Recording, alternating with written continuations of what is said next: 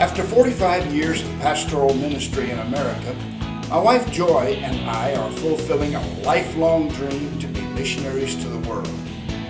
In the later years of my ministry, God made it very clear to me that I was to raise up pastors to shepherd the harvest that He was going to send in the last days. Thanks to churches just like this one, that's exactly what we're doing. We've been in over 80 different countries and taught pastors' classes in over 20 different nations. Many of our students are pastoring successful, growing churches in their own cultures.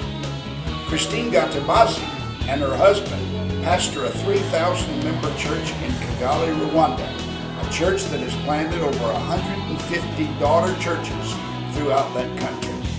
Christine teaches a Sunday school class of over 1,000 people every Sunday morning. She leads a prayer meeting at the UN building and is considered the unofficial pastor of the UN workforce in Rwanda.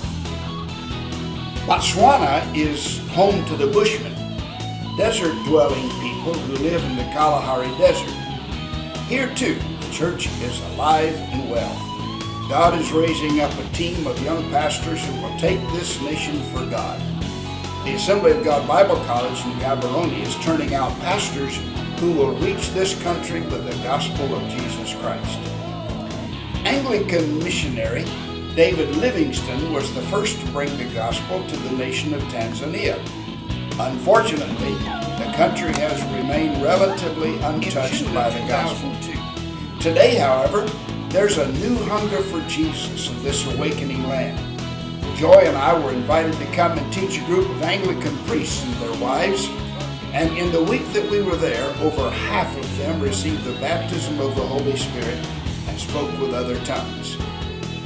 About as far south as civilization takes you, you'll find Cape Theological Seminary in Cape Town, South Africa. CTS is one of the finest schools we've ever taught in. It's a model of academic excellence. Students from all over Africa come here to learn how to better reach their countries with the gospel of Jesus Christ. Halfway around the world from Cape Town is the remote region of the Amazon basin. Nestled between Colombia, Peru, and Brazil, village churches are being raised up all over this region. Trained pastors are desperately needed in each of these churches. Again, your missionary dollars make this possible. One of our students in Moscow has now become the president of Moscow Theological Seminary, the very school that he attended just a few short years ago. Your missions dollars are reaping an abundant harvest in the former Soviet Union. Southeast Asia is also a ripe harvest field.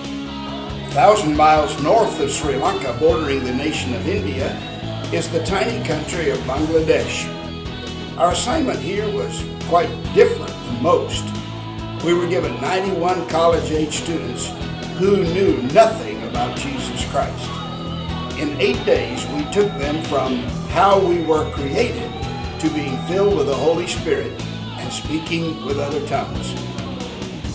Vietnam is still a communist country where the Assemblies of God is an underground church. Our classes here were held in secret, and we could have been arrested for doing what we do. Despite the persecution, the church is alive and well in Vietnam. All 4 of the executive officers of the Assemblies of God were students in our class. One of our students, a young woman pastor named Ruth, had been imprisoned for preaching the gospel. She refused to recant her testimony and was beaten, used as a sex toy by the prison guards, and held captive for 7 months. When she was released, she went straight to her pulpit and continued pastoring her church. Your missionary giving makes this possible. I've heard my pastor Mike Patz say, you only have 3 choices when it comes to missions. You can go, you can send, or you can sin. You have chosen to send Joy and me to raise up pastors all over the world who will spread the good news of God's love. We could not do what we do if it weren't for you. Whatever reward God gives to Joy and me at the judgment seat of Christ, you will stand beside us and share in that reward. Until then, we want you to know that we love you